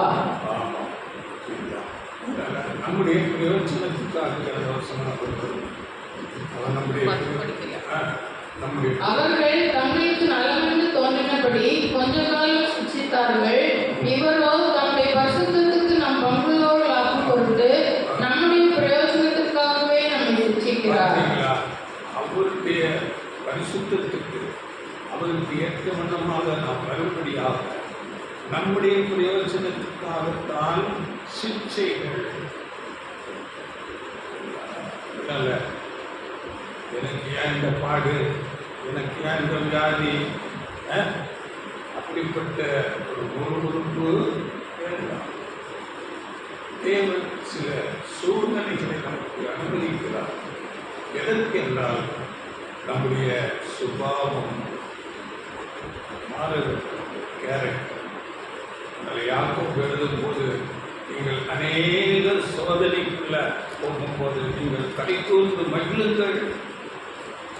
யாக்கோபு 2ஆம் வசனத்தில் நீங்கள் அநேக விதமான சூழ்நிலைகளிலே போகும்போது, என் சகோதரரே, நீங்கள் பலவிதமான சோதனைகளில் அகப்படும் போது உங்கள் விசுவாசத்தின் பரீட்சையானது பொறுமையை உண்டாக்கும் என்று அறிந்து அதை மிகுந்த சந்தோஷமாக எண்ணுங்கள். ஒரு பரீட்சை டெஸ்ட் போல தேவன் அப்படிப்பட்ட வழிகளிலே நம்மை நடக்கும். அவமானங்கள் வருதா, வியாதி பலவீனம் வருதா, எதுவும் வருதா, பொறுமையோ சகிப்போ தேவன் அனுமதிக்கிறார். அதனால சங்கீதங்களை நம்ம படிக்கும் போது இதெல்லாம் நாம் அறிந்த வசனம். சங்கீதம் 119:71 நான் உபத்திரவப்பட்டது எனக்கு நல்லது, அதனால் உமது பிரமாணங்களை கற்றுக்கொள்ளுகிறேன். 119:71. அப்படியே 119:67 நான் உபத்திரவப்படுவதற்கு முன் வழி தப்பி நடந்தேன், இப்பொழுதோ உம்முடைய வார்த்தையை காத்து நடக்கிறேன். உபத்திரவங்கள் வருவதற்கு முன்ன நம்ம விருப்பம் போல வழி தப்பி நம்முடைய மனம் போல உபத்திரவங்கள் வருதா, அது நல்லது. நான் உபத்திரவப்பட்டது எனக்கு நல்லது, அதனால் ஒரு பிரமாணங்களை கற்றுக்கொள்கிறேன். அப்படி அதில் 75ஆம் வசனம் கூறப்படுகிறது. 119:70 கர்த்தாவே, உமது நியாயத்தீர்ப்புகள் நீதி உள்ளதென்றும் உண்மையின்படி என்னை உபத்திரவப்படுத்தினீர் என்றும் அறிவேன். நியாயத்தீர்ப்பு நீதி உள்ளது. தேவன் எல்லாத்தையும் நீதியாய் செய்கிறவர். அதனால நமக்கு அதிகமாக தந்துட்டாரு. திராணிக்கு மிஞ்சி சோதனை இல்லை. நாம் தப்பிக்கொள்ளும்படியான போக்கை உண்டாக்குவார் என்று பொருந்தியிருக்கிறது. சோதனைகள், நெருக்கங்கள் அது நமக்கு தேவை. நம்ம பரம தகப்பன் எல்லாவற்றையும் அறிந்து நமக்கு அவைகளை கொடுக்கிறார். அதனால 1 பேதுரு 1:6 துன்பப்பட வேண்டியது அவசியம் என்கிற 1 பேதுரு 1:6 துன்பப்பட வேண்டியது அவசியம் என்று சொல்கிறார். இதிலே நீங்கள் மிகவும் சந்தோஷப்படுகிறீர்கள், என்றாலும் துன்பப்பட வேண்டியது அவசியமானதால் அவசியம் இப்பொழுது கொஞ்ச காலம் பலவிதமான சோதனைகளினாலே துக்கப்படுகிறீர்கள். அநேக வசனங்களுக்காக சொல்லப்பட்டது. அதனால ஆண்டவர் இயேசு கிறிஸ்து சபைக்கு வரது எந்த பிரச்சனையும் வராதுங்க, வியாதி வராதுங்க. ஆண்டவர்களை ஆசீர்வதிப்பார், மேன்மைப்படுத்துவார். இந்த போதனைகளை குறித்து எச்சரிக்கையாக இருக்கிறது. யோபு புஸ்தகத்தில் சொல்லும் போது தேவன் தண்டிக்கிற மனுஷன் பாக்கியவான் என்று சொல்லப்பட்டது. படிக்கிற யோபு 5ஆம் அதிகாரம் 17ஆம் வசனம். யோபு 5:17.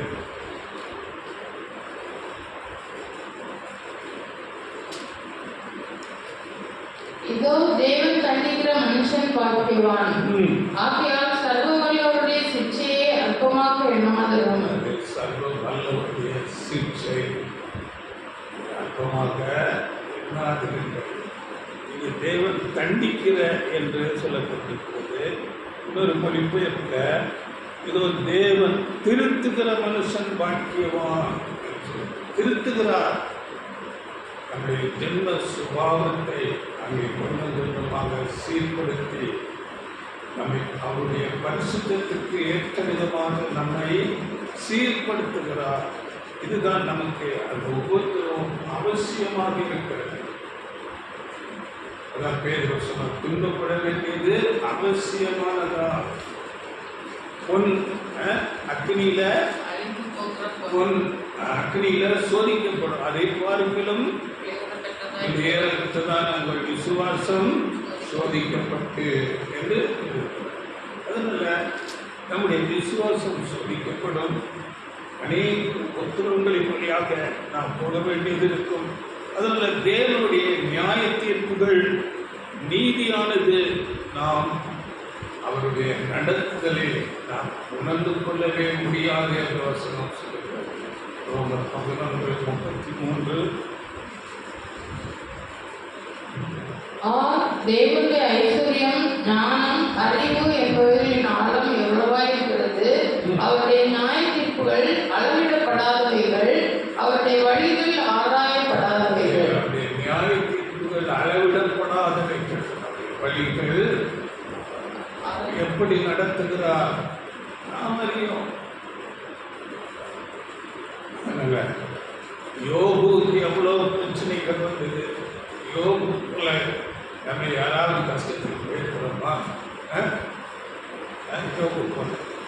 யோபு பிரச்சனை என்னாச்சு? பிள்ளைகள் எல்லாம் செத்து போயிட்டாங்க. அப்படி சொத்து எல்லாம் அழிஞ்சு போச்சு. அவருடைய உடம்புல புண்ணு, வியாதி, எப்படிப்பட்ட சூழ்நிலை. ஆனால் யோபு அந்த இடத்துல நிறைய ஸ்டேட்மெண்ட் கொடுக்குறாரு. கர்த்தர் தந்தார், கர்த்தர் எடுத்தார், நாமத்துக்கு அப்படி அவர்களை சோதித்த பின் ஒன்னாக புலம்பு, இப்படியெல்லாம் ஸ்டேட்மெண்ட். ஆனால் சில ஸ்டேட்மெண்ட்டு கொஞ்சம் தேவனை கேள்வி கேட்கிற மாதிரி இருக்கு. தேவன் என்னை வீணாக என்னை துன்பப்படுத்துகிறார், நான் நீதிமான், இதெல்லாம் அநேக சில பிரச்சனைகள் சொல்லப்படுகிறது. அவருடைய சுய நீதியை பேசுகிறார். அதனால யோபுல சில காரியங்கள் அங்கே குறைவுகள் இருந்து அவருடைய சுயநீதி பேசப்படுகிறது. அது எதிர்க்கு ஒரு தேவன் சார்பாக பேசுகிற மனுஷன் அங்கே பேசும்போது அங்கே சொல்லுகிறார், நீ தேவனையே குற்றப்படுத்துறியா, நீ தேவனை பார்க்கல நீதிமானா என்று அந்த இந்த வசனங்கள் அங்கே வரும். அதன் பிறகு அங்கே தேவன் யோபுவோடு பேசுகிறார். அவருடைய சிருஷ்டிப்புகளை எல்லாம் குறித்து பேசுகிறார். எல்லாவற்றின் வானமண்டலத்தின் அறிவாரோ நட்சத்திரங்கள் அவனுக்கு தெரியுமோ, பூமி சிருஷ்டிக்கப்படும் போது நீ எங்கே இருந்தாய் என்று அநேக காரியங்களை பேசும்போது நான் என் வாயை மூடிக்கொள்ளுகிறேன்.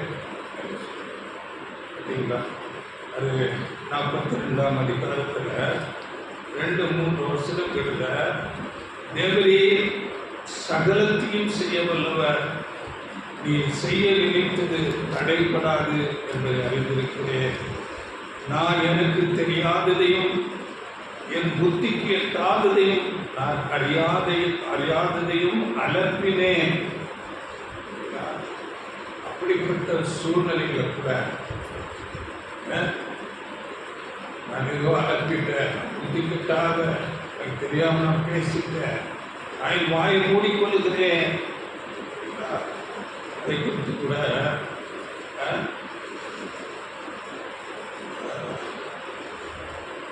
யோபு 40ஆம் அதிகாரம் வாயை மூடிக்கொள்கிறேன் என்று சொல்றார்.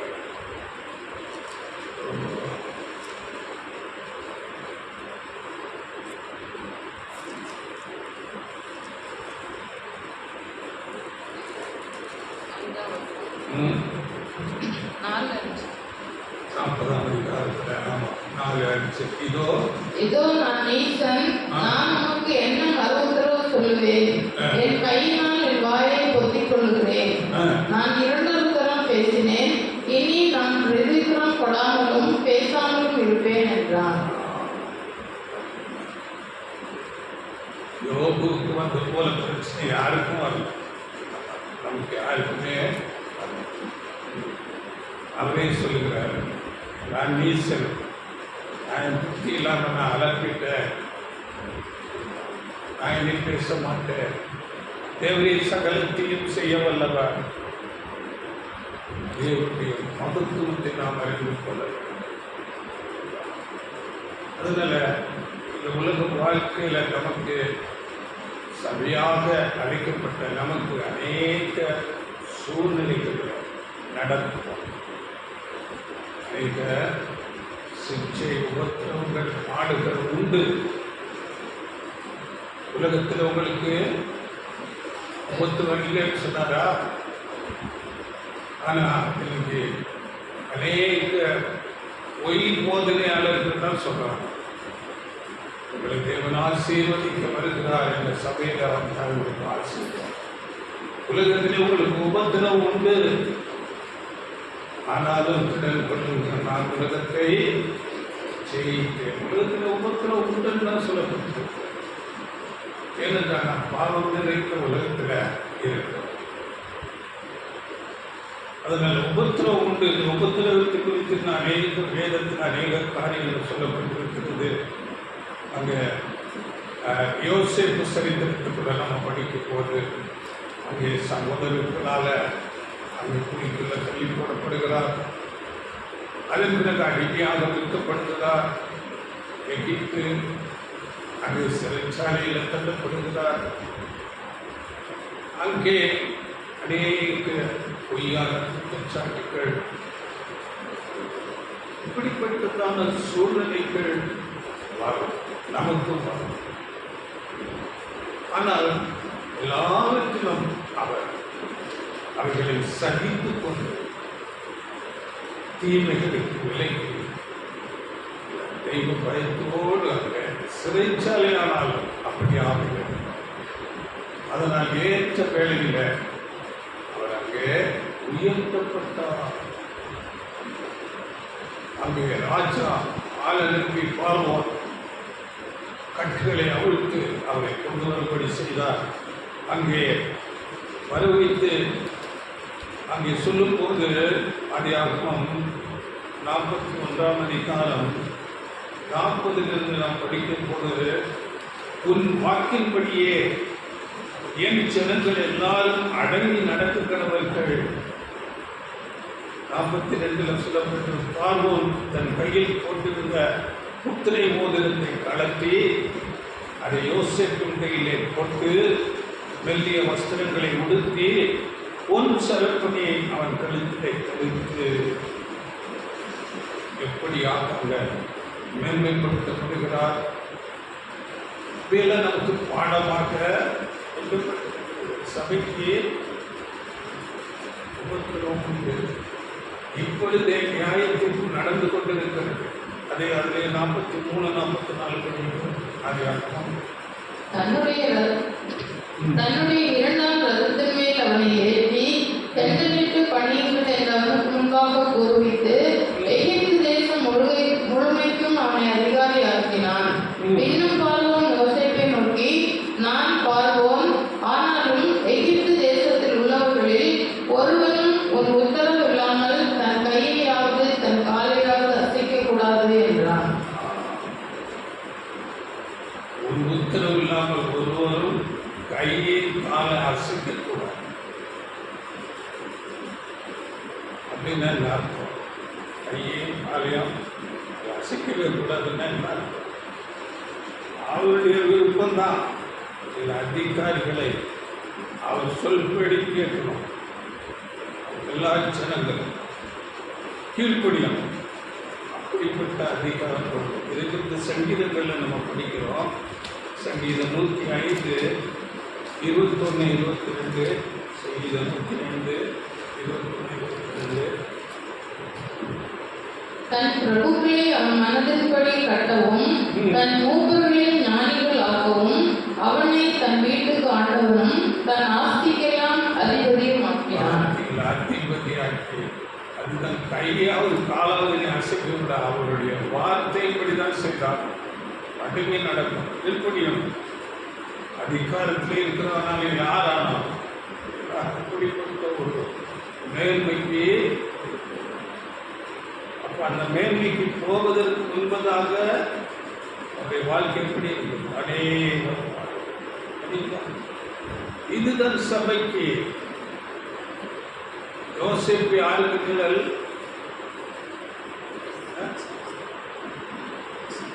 யாருக்கு நிழலாக? ஆண்டவர் இயேசு கிறிஸ்துவுக்கு நிழலாக. சரிங்களா? அதுதான் சபைக்கு அதே மாதிரி. ஆண்டவர் இயேசு கிறிஸ்துவுக்கு அந்த பாடுகள் போல சபையை அனுபவிக்க வேண்டும். அது கொஞ்சம் குறைய, அப்படியே இல்லை குறைவாகும். ஏனென்றால் ஆண்டவர் இயேசு கிறிஸ்து சபைக்கு தலையாக இருக்கிறார். நாம் அவருக்கு கீழாக சரீர வகுப்பாராக இருக்கிறோம். அதனால் ஒவ்வொருத்தருடைய குறைவானதை நான் அனுபவிக்கிறேன் என்று பாடுகள் உண்டு. ஒவ்வொருத்தரும் உண்டு. இங்கே யாக்கோபு யோசேப்பை பற்றி சொல்லும் போது அதிலே 18, 19 வசனங்களில், சங்கீதம் 105, 18, 19 அவன் கால்களை விலங்கு போட்டு ஒடுக்கினார்கள். அவன் பிராணன் இரும்பில் அடைப்பட்டிருந்தது. கர்த்தர் சொன்ன வார்த்தை நிறைவேறும் அளவும் அவருடைய வசனம் அவரை புடமிட்டது. அவருடைய வசனம் வார்த்தை நாம் கீழ்ப்படுகிறோமா என்று நம்மை புடமிட்டு பார்க்கும். போதனைகளுக்கு நாம் ஜாக்கிரதையாக இருக்க வேண்டாம். நல்ல சபைக்கு இப்பொழுதே நியாய தீர்ப்பு நடந்து கொண்டிருக்கிறது. அதனால் நாம் இப்பொழுது வேதத்தை அதிகமாக படித்து தியானித்து, எபிரேயர் 12:10 நாம் படிக்கும் போது, தம்முடைய பரிசுத்தத்துக்கு நாம் பங்குள்ளவர்களாக பொருட்டு நம்முடைய பிரயோஜனத்துக்காகவே அவர் நம்மை சிக்ஷிக்கிறார். அதனால் சிக்ஷைகள், பாடுகள், மருத்துவங்கள் உண்டு. ஆனால் ஆண்டவர் இயேசு நமக்கு உதவி செய்கிறவராக எழுதுகிற வார்த்தை வசனம் கொடுக்கப்பட்டு அவர் தாமே சோதிக்கப்பட்டு பாடுபட்டதினாலே உதவி செய்ய வல்லவராக இருக்கிறார். 2 18 வசனத்தில் அது சொல்லப்பட்டு, அதனால இந்த சோதனைகள், சிக்ஷைகள், அவமானங்கள், பாடுகள் நம்ம பயப்பட தேவையில்லை. ஆண்டவர் இயேசு நம்மோடு கூட இருப்பார், உதவி செய்ய வல்லவராக இருக்கிறார். அதனால இந்த விஷயத்தை நம்ம மனதில் வைக்கக்கூட, நமக்கு இப்போ நியாய தீர்ப்பு நடந்து கொண்டிருக்கிறது. உலகத்துக்கு தேவனுடைய ராஜ்யத்தில் அப்போ தேவனுடைய ஆசீர்வாதத்தை நாம் பெற்றுக்கொள்ள வேண்டும் என்றால் இந்த நியாய தீர்ப்பின் வழியாகத்தான் நாம் சென்று அந்த ஆசீர்வாதத்தை பெற்றுக்கொள்ள முடியும். இந்த நியாய தீர்ப்பில் 4 காரியங்களை பார்த்தோம். ஒன்று, போதித்தல், பரீட்சித்தல், சிக்ஷித்தல், தீர்ப்பு. அப்போ நமக்கு இன்றைக்கு வார்த்தைகள், சத்தியங்கள் போதிக்கப்படுகிறது. நாம் பரீட்சிக்கப்படுவோம், நமக்கு சிக்ஷை உண்டு, அதற்கு தீர்ப்பு. ஜெயம் கொள்ளுதல் வருகிறோம். யார் முதல் பரிசு வருகிறார்களோ, சபையில் போகிறார்களோ, இல்லாவிட்டால் அந்த திரள் கூட்டம் என்ற அந்த தோழி வகுப்பாரா, அது தேவன் கீழே. நாம் உறுதியாக பிரயாசப்பட வேண்டும்.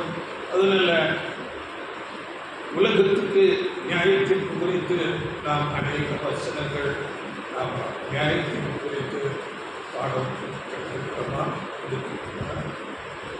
சொல்லியிருக்கிறோம். அதாவது ஆண்டவர் அப்போஸ்தலர் 17:31 நாம் நியமித்த மனுஷனை கொண்டு 17:31 பூலோகத்தை நீதியோடும் நியாயத்தோடும் உலகத்துக்கு நியாய தீர்ப்பு அந்த ஒரு நாள் தேவன் நியமிக்கிறார். அதுதான் தேவனுடைய ராஜ்யமாக 1000 வருடம் அன்றைக்கு அந்த நியாய தீர்ப்பு நடக்கும். படிக்கிறது 17:31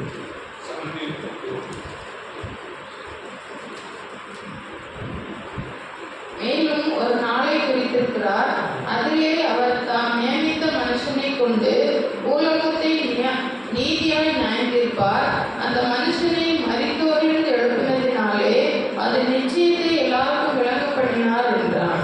ஒரு நாளே ஒரு நாள் என்றால் ஆண்டவர் இயேசு கிறிஸ்துவுக்கு 1000 வருடம். அதுதான் தேவனுடைய இந்த ராஜ்யமாகிய 1000 வருடத்துல உலகத்து ஜனங்கள் எல்லாம் உயர்த்திக்கப்பட்டு நீதியை கற்றுக்கொள்ளும்படியான ஒரு தருணத்தை கொடுப்பார். இதை குறித்து நாம் அநேக வசனங்கள் சொல்லியிருக்கிறோம். எல்லாரும் ஓடி வருவார்கள், சத்தியத்தை கற்றுக்கொள்வார்கள். 26:9 கூட பூமியிலே நியாயத்திற்கு நடக்கும்போது கூச்சப்படுத்தப்படுகிற நீதியை கற்றுக்கொள்வார்கள். இதை வெளிப்படுத்தல் 20:6 கூட அங்கே சொல்லப்பட்டிருக்கிறது. அப்படியே 1 கொரிந்தியர் 6:2-3 கூட சபை உலகத்தை நியாயம் தீர்க்கும் என்று சொல்லப்பட்டிருக்கிறது. இந்த சபை வகுப்பார் இப்பொழுது தெரிந்து கொள்ளப்பட்ட சபை வகுப்பார் அவர்களை நீதியில நடக்கும்படியாக போதித்து அவர்கள் வழி நடத்துவார்கள். ஆகாய் 2ஆம் அதிகாரம் 6-7 கூட சொல்லப்பட்டிருக்கிறது. அதனால இப்படிப்பட்ட நியாய தீர்ப்பு இதுதான் 3வது ஆய்வுக்காக நாம் பார்க்கிறோம். முதலாவது தேவனுடைய அன்பும் கரிசனையும். 2வது தேவனுடைய ஆழமான காரியம் தேவனுடைய உக்கிர கோபம் இருக்கிறதாக இருக்கிறது. 3வது தேவனுடைய நியாயத்தீர்ப்பு.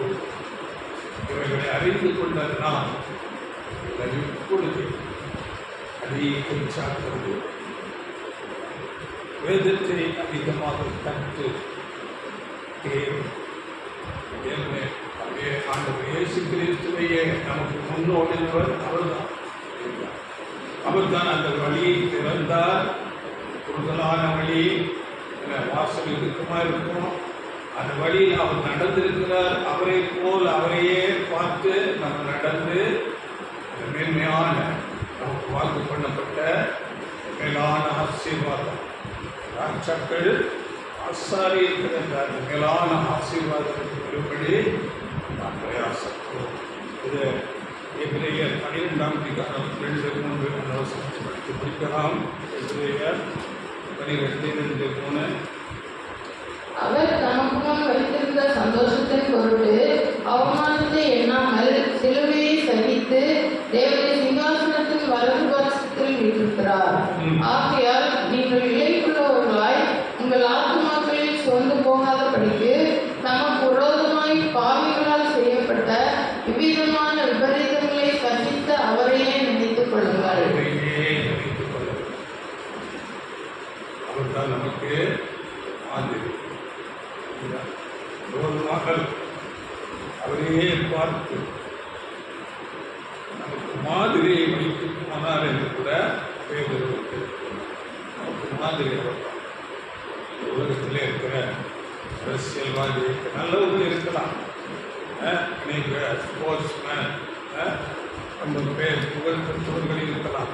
அவர்களால் ஆண்டவர் இயேசுதான் நமக்கு அவரையே பார்த்து கொண்டு நடந்து மேலான ஆசீர்வாதத்துக்கு போக உதவி செய்வார்.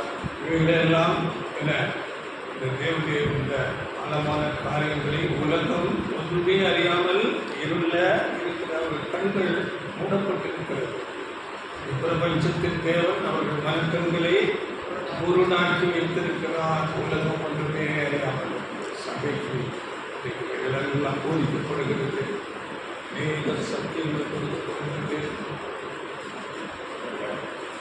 மேலாக சிவன் போன்ற தேவ